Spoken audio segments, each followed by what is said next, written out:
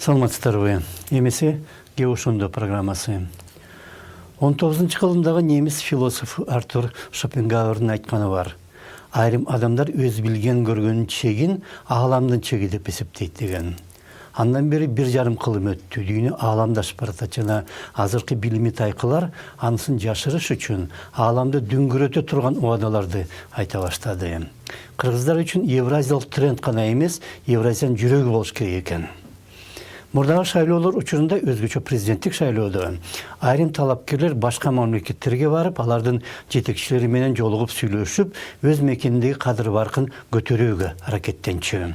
Андай иштер үчүн алар сынга да кабылчу жана азыр көбөнтпей калды. Бирок көп каражат талап кылган шайлоо өнөктүгүн Кыргызстан азыр чындай эле өз каражатына өткөрүп калдыбы? Кейбір партиялар үгіттөөсү учурунда азыр кээде асмандын башын айта баштады. Андай иштерди өз күчү менен Кыргызстан жасай албайт. Айрым иштерге жалгыз бир партиянын алы да эч качан жетпейт. Айрым олигархтар тиги же бул партияга баланча миллион бериптир дегенде угуп калабыз. Бирок партиялар өздөрү тиги же бул сунуштаган иштери үчүн каражатты кайдан табаары тууралуу маалымат бербейт. Я внимательно изучил все программы. Программа написана. Мен бардык программаларды кылдат окуп чыктым. Алар кооз жазылган, аны тана албайсың. Бирок көп нерселер көңдөй маңызы жок. Андан тышкары мен бир да программада алар сунуштаган нерселерге каражат кайсы булактардан алынары, кантип каржылана турганы айтылбайт. За счет каких источников, за счет каких финансов они хотят, решать эти программы. Шайлоо алдында партиялар өзүгүт иштерин кайсы бир байлардын акчасын өткөрсө жана беркилер өздөрү же алардын ишендүү адамдары партиялык тизмеде алдыңкы орундарга коюлса, кийин алар сөзсүз ошолорго пайда алып келе турган келишимдерди бекитип, ошолорго ыңгайлуу мыйзамдарды кабыл алдырууга аракеттенет.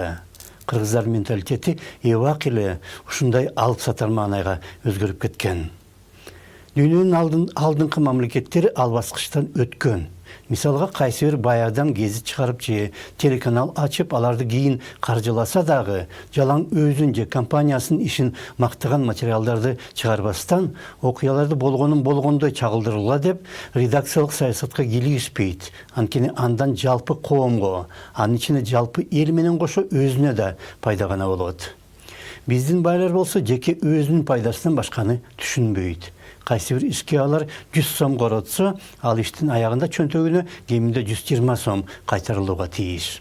Бирок андан да жаманы каражат сырттан келип жатканы. Кыргызстанда туулуп өскөн, бирок орусиялык саясат таануучу болуп калган Александр Собянин жакында бардык кыргыз партияларынын артында орус күч түзүмдөрү турат деп айтты.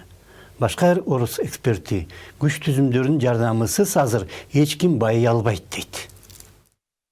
Действительно, практически все первые российские. Чындап эле биринчи советтик, орусиялык, Украина же башка мурдагы советтик жумурияттардагы олигархтар КГБнын агенттери беле? Действительно, все первые российские олигархи являлись агентами Комитета госбезопасности. Без этого невозможно было. Ансыз эч ким бутуна туруп, ушунча каражат таппайт болчу. И обладать такими средствами. То есть стать российским олигархом. Демек, баштапкы мезгилде КГБ же ФСБнын жардамысыз олигарх болуу мүмкүн эмес беле? Было невозможно. Азыр деле мүмкүн эмес. Бул интервью июль айында жазылган.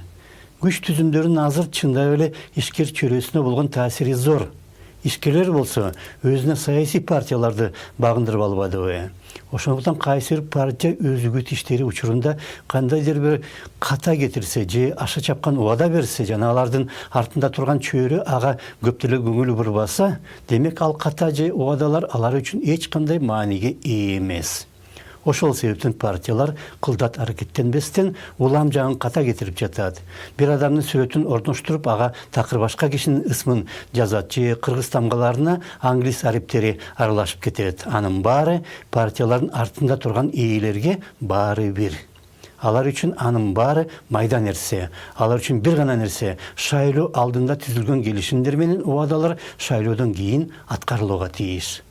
Дагы көп нерсени көрөбүз го. Ошондо саламат болуңуздар.